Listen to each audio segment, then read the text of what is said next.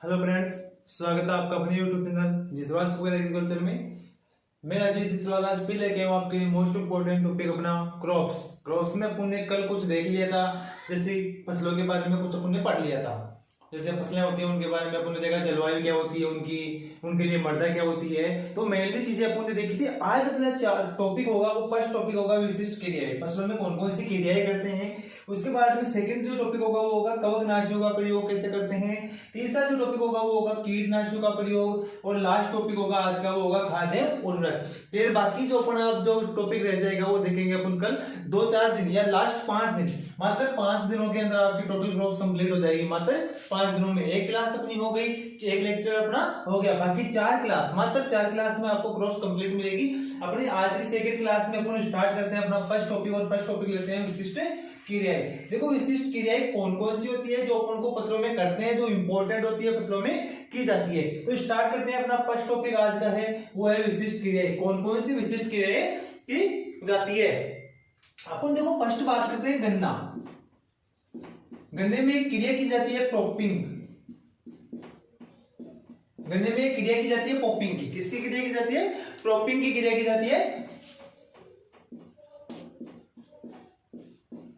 प्रोपिंग गन्ने के अंदर प्रोपिंग की क्रिया, यानी होता क्या है? प्रोपिंग जो तना होता है उस तने को क्या करना? ढकना। तो अपन कह सकते हैं तने को ढकना। तने को ढकना पूछा जा सकता है गन्ने में तने को ढकने की क्रिया क्या कहलाती है? तो प्रोपिंग कहलाती है। क्या कहलाती है? प्रोपिंग कहलाती है। इसके बाद में बात करते हैं नेक्स्ट अपन गन्ने में टाइम। इसमें क्या होगा? गन्ने की 3-4 शाखाएं होती है, 3-4 टहनियां। तो 3 से 4 टहनियां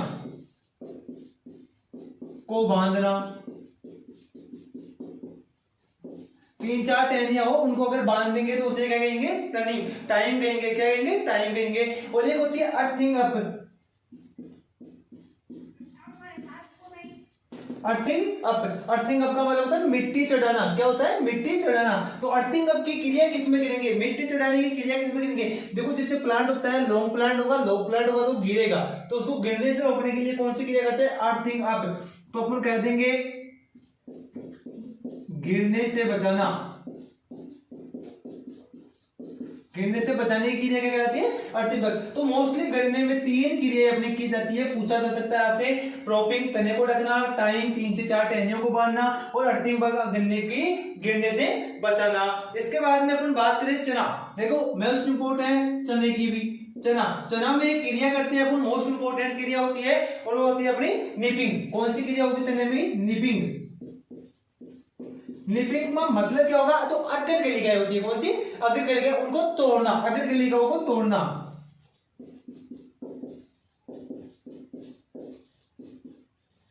अग्र कलिकाओं को तोड़ना मोस्ट इंपोर्टेंट है। पूछ ले चने में अग्र कलिकाओं को तोड़ने की क्रिया क्या कहलाती है? तो कहलाती है निपिंग कहलाती है। क्या कहलाती है? वो निपिंग कहलाती है। इसके साथ में अगर बात करें तंबाकू, तो तंबाकू में देखो एक क्रिया होती है टाइमिंग की। कौन सी क्रिया होती है? टाइम। कौन सी क्रिया? टोपिंग की क्रिया। टाइम क्या टोपिंग बोलते हैं इसको। चने में अगर बात करें जो निपिंग की क्रिया होती है वही क्रिया क्या होती है तंबाकू में? टोपिंग। यानी वही अग्र कलिकाओं को तोड़ने की क्रिया क्या कहलाती है? तंबाकू में टोपिंग। तंबाकू में अग्र कलिकाओं को तोड़ने की क्रिया टोपिंग कहलाती है। यहां पर देखो एक की जाती है डिस्करिंग। यहां पर एक क्रिया की जाती है कौन सी? डिस्करिंग। ये तो अग्र कलिकाओं को तोड़ते थे। यहां पर ध्यान रखना है पार्श्व कलिकाओं को तोड़ना। पार्श्व कलिकाओं को तोड़ना। पार्श्व कलिकाओं को तोड़ना इंपॉर्टेंट है। पार्श्व कलिकाओं गन्ने तंबाकू में पार्श्व कलिकाओं को तोड़ने की क्रिया क्या कहलाती है? डिस्करिंग कहलाती है। क्या कहलाती है? डिस्करिंग कहलाती है। या फिर इसमें एक करते हैं देखो करिंग, या इसको बोलते हैं रचाई। जो तंबाकू होती है उसकी गुणवत्ता बढ़ाना या रंग चढ़ाना। उसकी गुणवत्ता बढ़ाना या उस पर रंग चढ़ाना। तो इसमें करिंग या रचाई, इसमें करते क्या है? गुणवत्ता, स्वाद एवं रंग चढ़ाना। क्या करेंगे इसको? अधिक तापमान पर रखते हैं। किस पर रखते हैं? अधिक तापमान के ऊपर धुआना करते हैं, यानी उसको क्या करते हैं, जैसे मान लो खूब ज्यादा टेम्परेचर के ऊपर उसको क्या करते हैं, धुआना करते हैं। धुआना करने के कारण से इसमें गुणवत्ता बढ़ती है, स्वाद बढ़ता है और रंग चढ़ाने की क्रिया क्या कहलाती है, कनिंग या रचाई कहलाती है। नेक्स्ट अपन बात करेंगे मूंगफली की।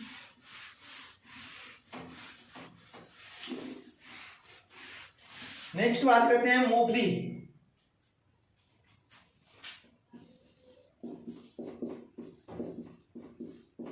मूंगफली में होती है देखो एक दो पॉपिंग। कौन सी होती है, पॉपिंग की क्रिया।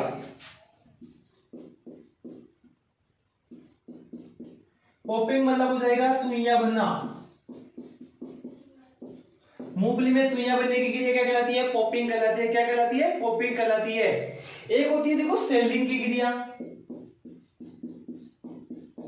सेलिंग की क्रिया क्या होगी, दाना और छिलका अलग करना। दाना व छिलका, या कह सकते हैं मूंगफली को छिलके से अलग करने की क्रिया क्या कहलाती है, सेलिंग कहलाती है। मूंगफली को छिलके से अलग करने की क्रिया क्या कहलाती है, सेलिंग कहलाती है।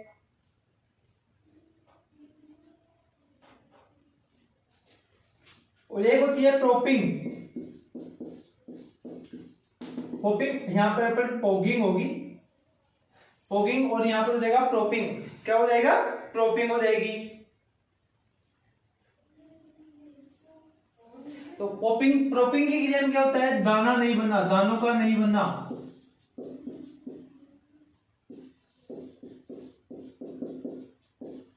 सुइयां बनना, प्रोपिंग, पोपिंग, पोगिंग हो जाएगी। और प्रोपिंग क्या हो जाएगी अपनी, दाना नहीं बनना। और किसके कारण से होता है, कैल्शियम की कमी के कारण से। इंपॉर्टेंट है, ये पूछता है भाई मूंगफली में प्रोपिंग की क्रिया, पोगिंग की क्रिया, पोपिंग की क्रिया होती है, क्या होती है, प्रोपिंग की क्रिया।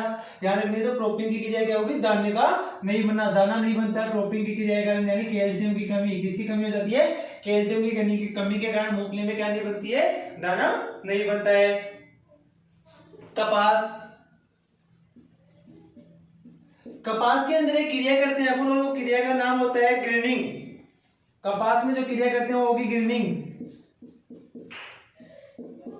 रेशा अलग करने की क्रिया, रेशा अलग करना। कपास में जो रेशा अलग करते हैं उस क्रिया को क्या कहते हैं, ग्रेनिंग कहते हैं। क्या कहते हैं उसको, ग्रेनिंग। और यही ध्यान रखना, जूट, जूट में क्रिया करते हैं रेटिंग। वही रेशा अलग करने की क्रिया क्या कहलाती है, जूट में भी रेटिंग कहलाती है। क्या कहलाती है, रेटिंग। धान, धान में क्रिया करते हैं पडलिंग की क्रिया। धान में क्रिया करते हैं कौन सी, पडलिंग। इंपॉर्टेंट है, धान में पडलिंग। पडलिंग की क्रिया का मतलब क्या होगा, खेत को तैयार करना, पडलर की सहायता से खेत को तैयार करना।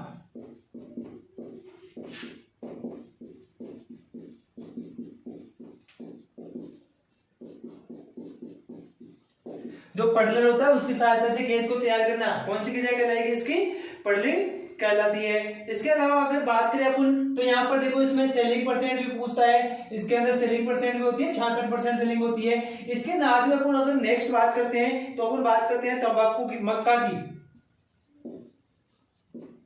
मक्का में होती है देखो डीटेसलिंग, नर पुष्प को उठाना,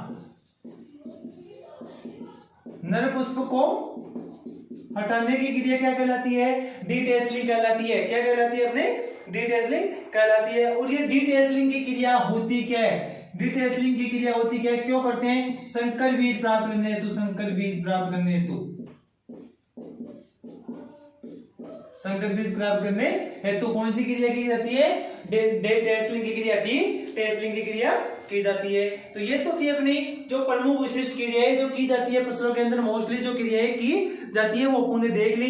नेक्स्ट अपन अपना सेकंड जो टॉपिक था अपना, वो बात करते हैं कवकनाशियां। कवकनाशियों का प्रयोग कैसे करते हैं, देखो जहां पे प्रयोग करते हैं कवकनाशी अपने मोस्टली हॉर्टिकल्चर के अंदर बहुत ज्यादा देखने को मिलती है। तो अपन बात करते हैं कवकनाशियां।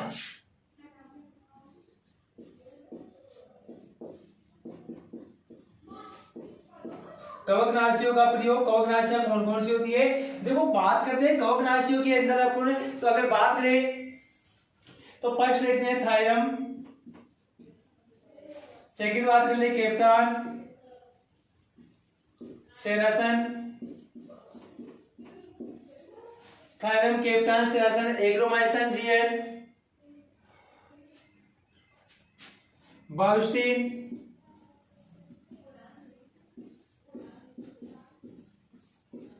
थायरम केप्टान सेरासन बाविस्टिन हो जाएगी। इसके बाद में अपना कार्बेंडाजिन और एक हो जाएगी अपनी वीटावेक्स।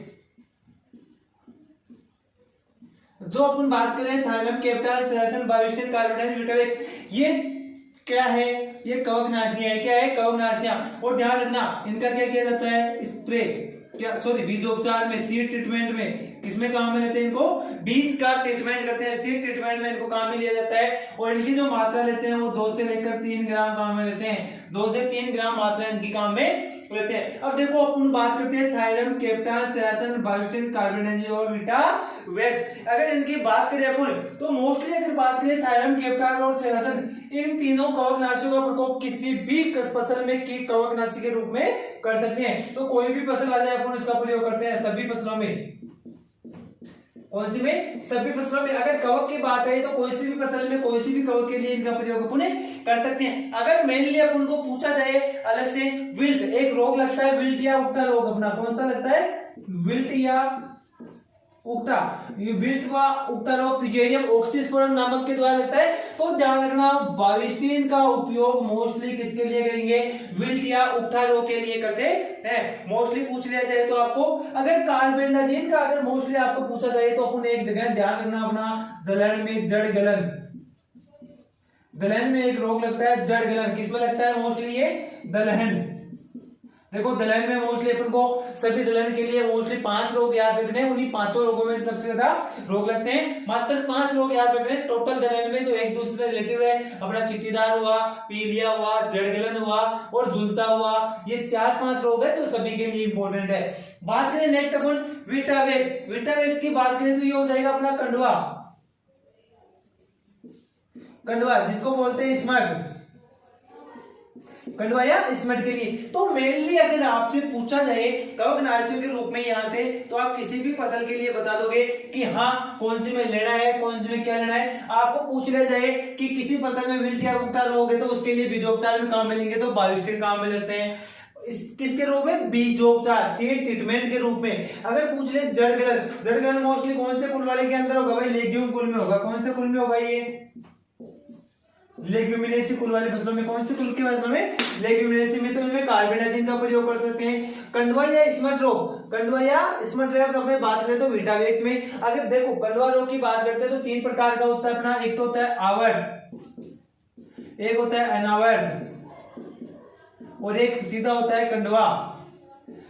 देखो 3 फसलें होती है, आवर्त, अनावर्त और अपना कंडवा। तो कंडवा रोग की बात करें तो मोस्टली अपन को ध्यान रखना है जवार, अनावर्त कंडवा अपना गेहूं और आवर्त कंडवा अपना जौ।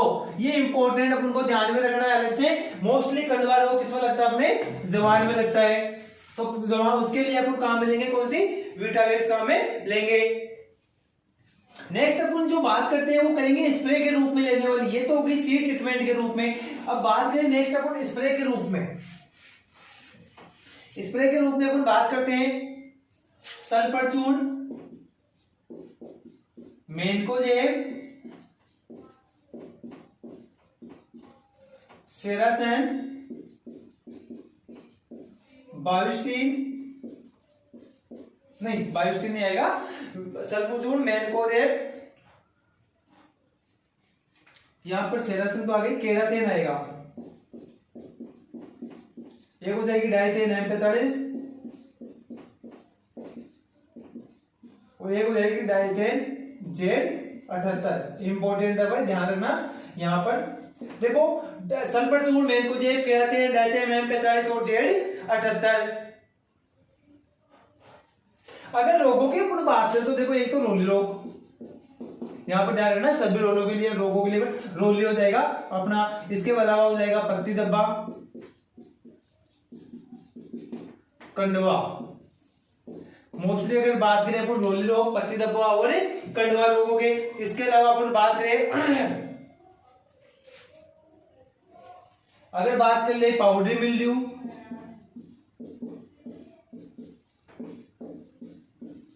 और एक हो जाएगा अपना डाउनी मिल्ड्यू।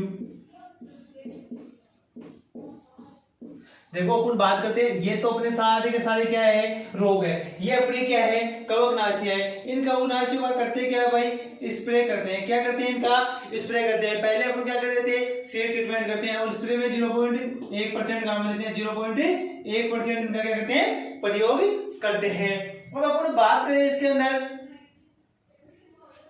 तो पाउडरी मिल्ड्यू, पाउडरी का मतलब पाउडर बनना, तो इसको बोलते हैं चूर्णिलासिता। कभी कभी पूछ ले चूर्णिलासिता। और देखो यहां पर डाउनी मिल्ड्यू का हो जाएगा मर्दूरोमिल। कौन सा हो जाएगा अपना, मर्दूरोमिल रोग हो जाएगा। अब अगर बात करें, आपको पूछ लिया जाए कि रोली रोग के लिए किस कवकनाशी का प्रयोग किया जाता है, रोली रोग के लिए किस कवकनाशी का प्रयोग किया जाता है, अगर अपन को पूछा जाए आपको, तो देखो फर्स्ट चीज, रोली रोग के लिए अपन सल्फर चूर्ण का उपयोग कर सकते हैं। सल्फर चूर्ण, मैनकोजेब, तीनों का ही प्रयोग किसके लिए कर सकते हैं भाई, अपन रोली रोग के लिए कर सकते हैं। इंपॉर्टेंट है, सल्फर चूर्ण, मैनकोजेब और केराटिन, तीनों का ही प्रयोग किसके लिए कर सकते हैं, अपन रोली रोग के लिए कर सकते हैं। नेक्स्ट अगर आपको इंपॉर्टेंस में पूछा जाएगा तो वो मैनकोजेब का पूछेगा। तो देखो मैनकोजेब का अपन रोली रोग के लिए भी प्रयोग कर सकते हैं, रोली रोग के अलावा पत्ती धब्बा के लिए कर सकते हैं, और इसके अलावा अपन किसके लिए कर सकते हैं, अपना पाउडरी मिल्ड्यू के लिए किसका कर सकते हैं, अपने मैनकोजेब का उपयोग भी कर सकते हैं। अगर केराटिन की बात करें तो मोस्टली रोली के अलावा केराटिन का कहीं प्रयोग नहीं लेते। अब बात करते हैं डायथेन M45 की, तो डायथेन जो M45 होता है अपना, उस डायथेन M45 का उपयोग अपन कहां करेंगे, अपने डाउनी मिल्ड्यू रोग के अंदर करते हैं। बाकी अपना जो बच गया, कौन सा बच गया भाई, अपना Z78। इस Z78 का उपयोग अपन कहां करेंगे, कंडवा रोग के लिए कर सकते हैं। इसके अलावा इसका उपयोग पाउडरी मिल्ड्यू में भी कर सकते हैं, और इसका उपयोग सल्फर, अपने डाउनी मिल्ड्यू के अंदर भी इसका उपयोग कर सकते हैं। तो इसके अलावा अपन बात करें,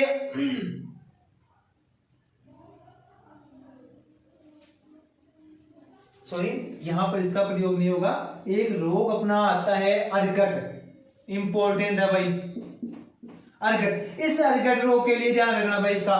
तो ये हो गई अपने कीट कवकनाशियां, और कवक कौन कौन सी होती है, रोली रोग हो गया। अब रोली रोग है अपना रस्ट या रोली रोग गेहूं के अंदर देखते हैं, 3 प्रकार की होती है, काली, पीली, भूरी।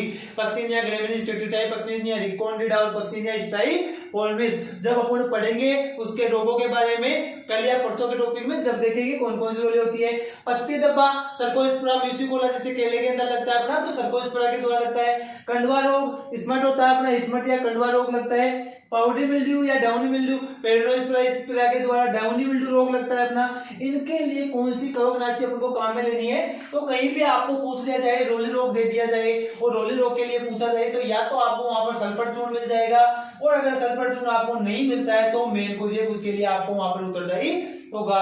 अगर आपके लिए, अगर मोस्टली अगर आपको दिया होगा वहां पर कंडवा, तो कंडवे के लिए अपन को ध्यान रखना है कि डायथेन Z78 का प्रयोग करना है। किसका करना है, डायथेन Z78 का।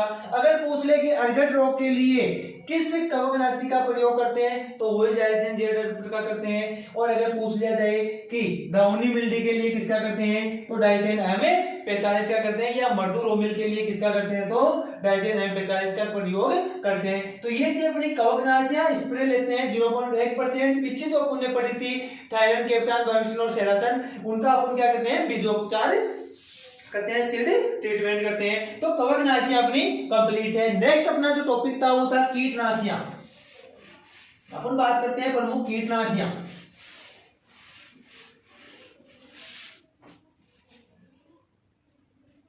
कीटनाशियां अगला टॉपिक होगा अपना कीटनाशियां। इंपॉर्टेंट टॉपिक है भाई कीटनाशियां। कीटनाशियां कौन कौन सी होती है। अब देखो मोस्टली बात करें मेलाथियान, बहुत बार पूछा गया है मेलाथियान, इंपॉर्टेंट है बहुत ज्यादा। एफिड मेलाथियान जो अपने पाउडर आता है, जिसको अपन कहते हैं चिट्टी मारने के लिए पाउडर, तो मेलाथियान जो पाउडर आता है वो मोस्टली एफिड के लिए काम में लेते हैं। और एफिड सबसे ज्यादा किसमें लगता है, अपने सरसों के अंदर लगता है। अगर बात कर ले नेक्स्ट अपन क्लोरीपाइरिफोस,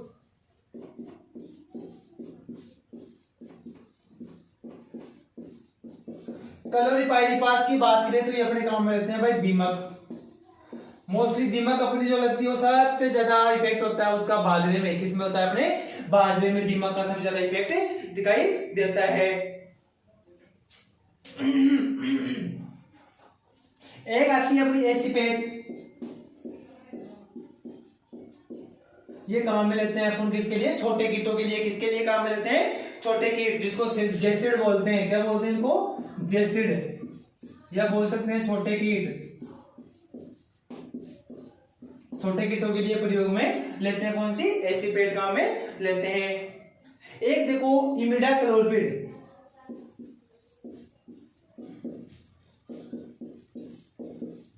इमिडाक्लोप्रिड, और मोस्टली काम में लेते हैं अपने थ्रिप्स। और थ्रिप्स सबसे मोस्ट इंपोर्टेंट पूछा गया है, बार बार पूछता है। प्याज में और लहसुन में सबसे ज्यादा लगता है भाई। थ्रिप्स मुख्य कीट है प्याज और लहसुन का। अगर देखा जाए तो सबसे ज्यादा इंपोर्टेंट कीट किसका है? प्याज में लहसुन का इंपोर्टेंट कीट होता है। इसके अलावा बात करें फोरेट, तो फोरेट काम में लेंगे वो सफेद लट। सफेद लट के नियंत्रण के लिए क्या काम में लेते हैं? फोरेट काम में लेते हैं। कार्बोफ्यूरॉन इंपोर्टेंट है, तो कार्बोफ्यूरॉन अपन किन के लिए? फल छेदक होता है या तना छेदक होता है, तो छेदक के लिए किसके काम में लेंगे? छेदक। और अगर छेदक की नहीं पूछे आपको और फोरेट नहीं दिया हुआ हो सफेद लट के लिए, तो कार्बोफ्यूरॉन किसके काम में लेते हैं? सफेद लट। किसके काम में भी लेते हैं? सफेद लट के काम में भी इसको लिया जाता है। एक आता है देखो अपना मिथाइल पैराथियन,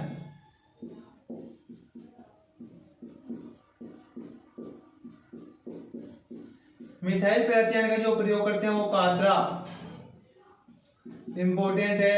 हेयर कैटरपिलर, कातरा, कातरे के लिए मिथाइल पैराथियन का प्रयोग किया जाता है, तो ये अपन को ध्यान में रखना है। इसके अलावा देखो ये अपने कीटनाशी हो गई, पूछ ले एपिड के लिए तो मेलाथियन, दीमक के लिए क्लोरीपाइरीपास, जेसिड या छोटे कीटों के लिए तो एसीपेट। इसके अलावा इमिडाक्लोप्रिड, थ्रिप्स के लिए फोरेट की बात करें तो सफेद लट, कार्बोफ्यूरॉन चलते हो जाएगा। एक आती है अपनी सफेद मक्खी, इंपोर्टेंट है भाई सफेद मक्खी, सफेद मक्खी, तो ये काम लेते हैं डाइमेटोइड। कौन से काम में लेते हैं? डाइमेटोइड यहाँ पे काम में लेते हैं। तो ये अपन कीटनाशियों का प्रयोग करते हैं। नेक्स्ट अपन बात करते हैं देखो यहाँ पर जैविक नियंत्रण की। इसी में कीटनाशियों में जैविक नियंत्रण मोस्टली अपन बात करें तो लेग्यूमिनेस में जो कार्बोफ्यूरॉन होता है वहां पर काम में ले सकते हैं। सबसे ज्यादा जैविक नियंत्रण वही काम में लेते हैं। जैविक नियंत्रण की बात करें, जैविक नियंत्रण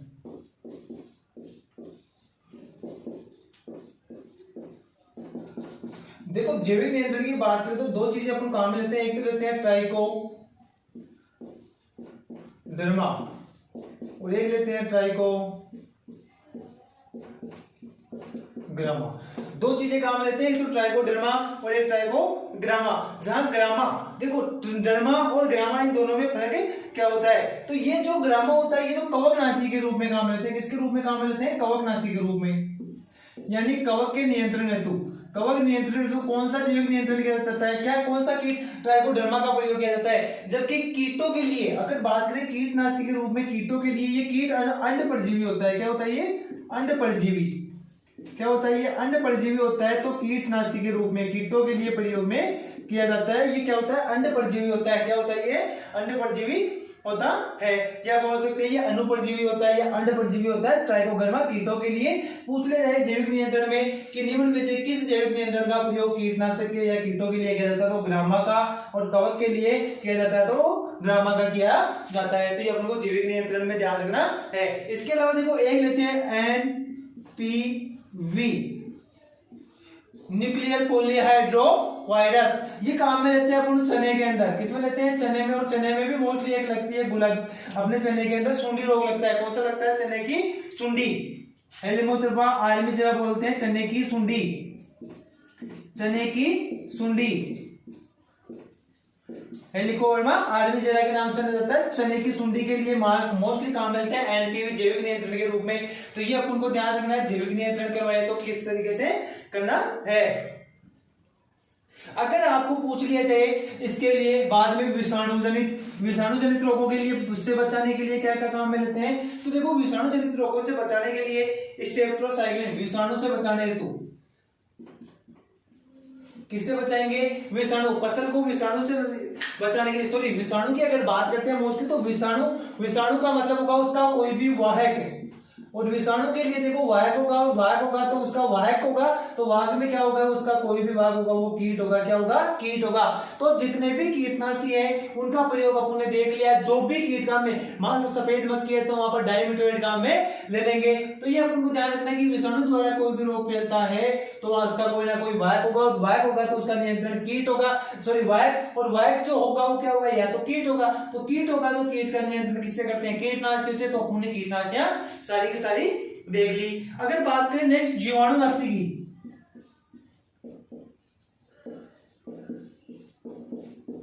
तो जीवाणुनाशी के रूप में अपन देखो एक तो स्टेप्टोसाइक्लिन,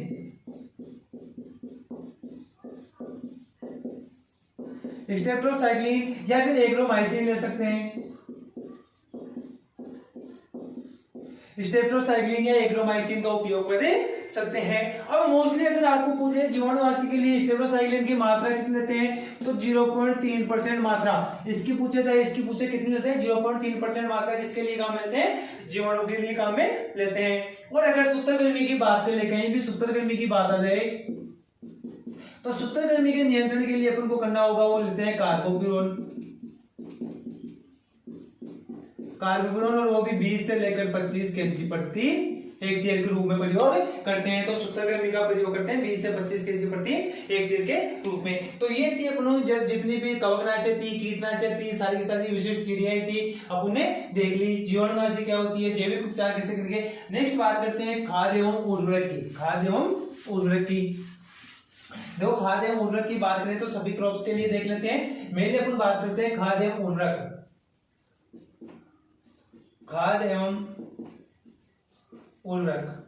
देखो अपन बात करते हैं फसल, मोस्टली अगर बात कर ले, एक बार आप इस चीज को समझ लेना बिल्कुल।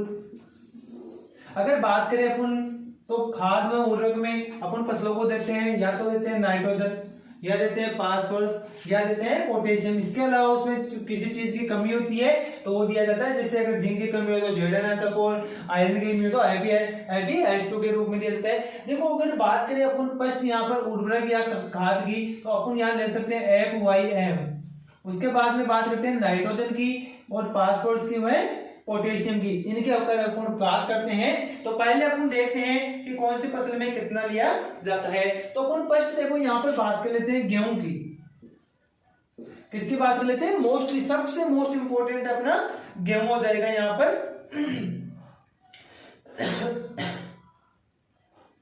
तो गेहूं की अगर अपन बात करते हैं, गेहूं के बाद में अपन नेक्स्ट देखेंगे वो अपना देखेंगे धान। क्या देखेंगे, धान। और धान के बाद में अपन देखो सीधा सा है, गेहूं की याद करनी अपने आप याद हो जाएगी धान, और धान के बाद में देखो गन्ना, आलू, बाकी सभी सब्जियां भी ले सकते हो, आलू, गन्ना और सब्जियां। अगर इसके अलावा अपन देखते हैं, देखो स्टार्ट करते हैं गेहूं में अगर एफओएम की मात्रा की बात करें तो अपन लेते हैं 8 से लेकर 10 टन, 8 से लेकर 10 टन काम में लेते हैं। अगर एफओएम की बात करते हैं तो यहाँ पर 8 से 10 टन काम लेते हैं। अब छोटी सी चीज ध्यान रखना कि जितनी जल की आवश्यकता होगी उतनी ही खाद उर्वरक चाहिए, या जितने खाद उर्वरक चाहिए उतने ही जलमांग की ज्यादा आवश्यकता होती है। तो जैसे जैसे जलमांग बढ़ेगी खाद उर्वरक की मात्रा भी उनमें बढ़ती जाएगी। तो यहाँ पर 8 से 10 टन है, तो गेहूं से ज्यादा जलमांग धान की होती है, तो यहाँ पर क्या हो जाएगा 10 से लेकर 12 टन, क्या हो जाएगा 10 से लेकर 12 टन खाद उर्वरक हो जाएगा अपने एफओएम के रूप में। अगर बात करें गन्ना आलू में तो यहाँ पर क्या हो जाएगा 12 से लेकर 15 टन हो जाएगा। कितना हो जाएगा 12 से 15 टन हो जाएगा।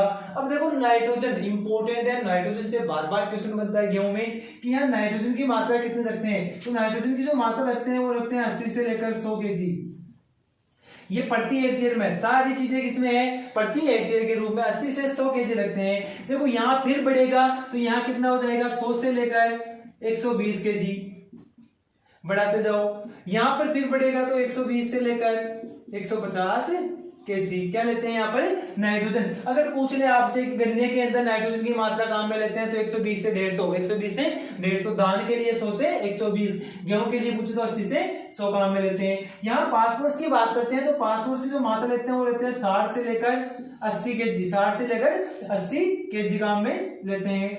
और अगर पोटेशियम की मात्रा की बात करें तो 40 से लेकर 60 kg काम में लेते हैं। मोस्टली कभी कभी सीधा देता है 60 kg का और 40 kg का ऑप्शन देता है, तो ध्यान रखना है 60 से 80 या 40 से 60। अगर 40 और 60 का दिया हो तो भी हमको ध्यान में रखना है। यहाँ अगर बात करते हैं तो यहाँ होता है वो होता है 80 से 100 kg, 80 से 100 kg और 60 से लेकर 80 kg।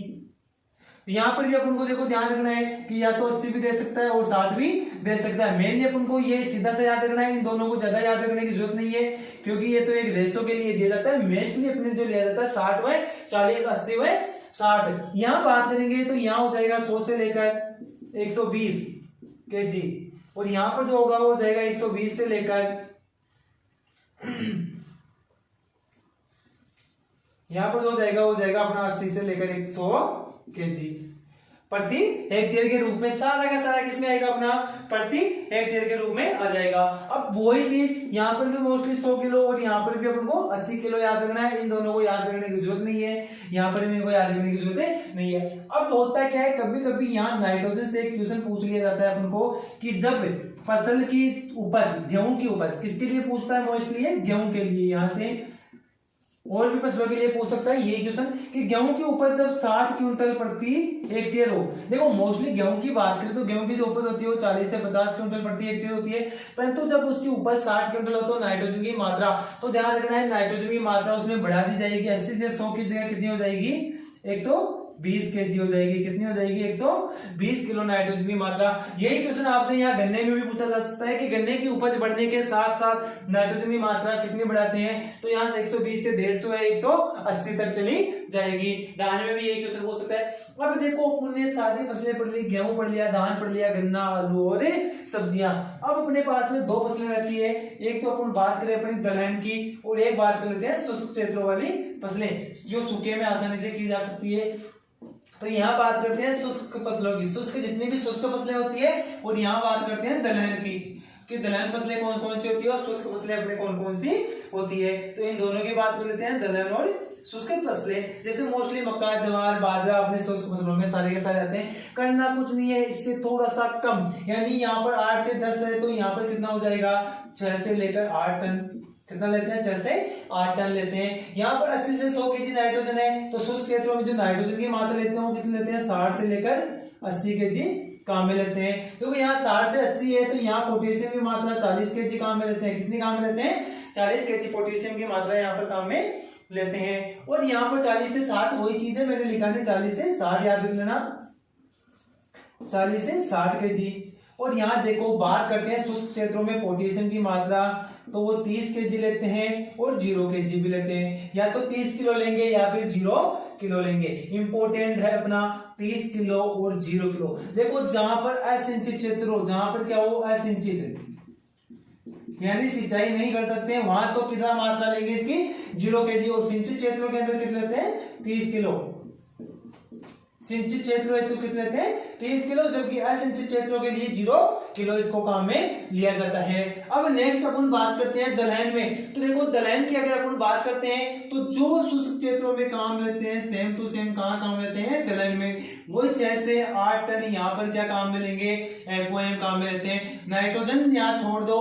पोटेशियम की बात करते हैं तो वही 40 से 60 kg काम में लेते हैं। कितनी काम में लेते हैं, 40 से 60 kg यहाँ पर काम में ली जाती है। और यहाँ पर अगर बात करें तो पोटेशियम की मात्रा वही अपनी 30 kg काम में ली जाती है। यहाँ 60 को आपको याद रखने की जरूरत नहीं है और यहाँ अपन को 60 को याद रखने की कोई जरूरत नहीं है। अब देखो यहाँ पर बात करें दलहन में नाइट्रोजन की, तो ये जो ली जाती है ये 10 से लेकर 20 kg ली जाती है, क्योंकि जो दालें होती है वो नाइट्रोजन का फिक्सेशन करती है, स्थिरीकरण करती है, और लगभग 40 से लेकर 120 केजी तक नाइट्रोजन का स्थिरीकरण करती है और उसका मात्र 60 से 75%, 60 से लेकर 75% ही उपयोग करती है, बाकी 20 से 30% अपना मर्दा में छोड़ देती है। तो ध्यान रखना है कि दलहन, ये मोस्ट इंपोर्टेंट है यहाँ पर कि कितना नाइट्रोजन काम लेते हैं दलहन में, मात्र 10 से 20 केजी। देखो इस 10 से 20 केजी का एक रेशो काम में आता है अपने कि यहाँ पर इसको दिया जाता है, वो दिया जाता है 10 से 15 और 15 से 20, 10 से 15 और 15 से 20।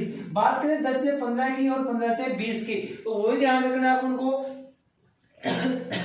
जहां क्षेत्र कैसा हो, बारानी या सूखा हो, बारानी क्षेत्र जहां बारानी हो वहां पर तो इसकी मात्रा रखते हैं 10 से 15 और जहां पर सिंचित क्षेत्र हो वहां पर रखते हैं इसकी 15 से 20 केजी मात्रा रखते हैं। तो ये हो जाएगा अपना खाद्य उर्वरक। किसी भी फसल के लिए आपको पूछे, कैसे भी देकर पूछ ले आपको, तो अपन को ध्यान में रखना है। यहाँ पर देखो क्वेश्चन पूछ सकता है कि रबी के अंदर, रबी में सिंचाई नहीं कर सकते हैं तो पोटेशियम की मात्रा 0 केजी, बाजरा ले ले, किसी में भी ले ले, या रबी वाली फसलों के लिए ध्यान रखना है मोस्टली अपन को, या कोई सी भी फसल हो जिसकी असिंचित क्षेत्र के लिए पूछे तो 0 केजी मोस्टली काम में लेते हैं। और सिंचित क्षेत्रों के लिए बात करें तो वहां पर 30 किलो काम में इसको लेते हैं। नेक्स्ट अपन बात करते हैं अपन इसके अंदर जो खाद्य उर्वरक होते हैं उनको देने की क्रिया, किस प्रकार से नाइट्रोजन को, फास्फोरस को, पोटेशियम को दिया जाता है। नेक्स्ट अपन बात करते हैं, ये अपना हो गया खाद्य उर्वरक। आसानी से इसको आप याद कर सकते हो कि कौन, देखो सीधा सा यहाँ से याद रखना है अपन को 8 से 10 टन, और इसके बाद में कुछ नहीं करना। यहाँ पर 8 की जगह 80, 80 से 20 कम 60 और 60 से 20 कम 40, इसमें 20 जोड़ते जाना है, आगे बढ़ते जाना है और 20 घटाते जाना है।